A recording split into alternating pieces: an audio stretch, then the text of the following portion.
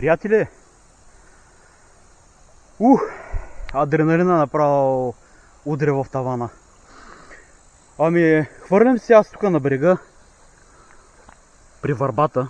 Фърлям. Доста така, доста, 10 каста направих. Гледам водните кончета, слушам жабите. И какво да ви кажа? Ето ги, чуват се. Аре бе, обадете се на абонатите. Ето ги, слушат. Това са братовчерите на Моцарт. Братовчерите на Моцарт се обаждат. Ето ги. Кажете Странджа в сърцето. Еми явно това означава. И приятели, хвърлям се тук до братовчерите на Моцарт, тия бабаите. И след няколко проводки се случва ето това.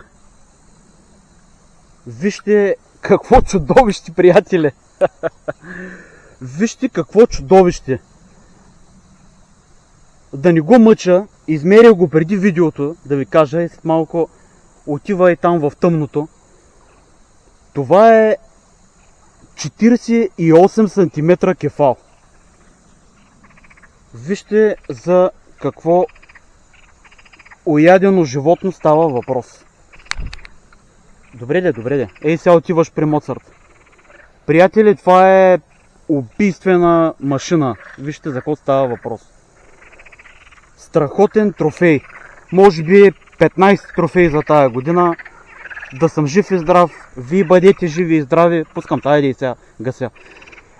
И приятели, последвайте Странджа в сърцето за такива чудовища, за красотите на Странджа и за един по-добър свят, нека да кажем.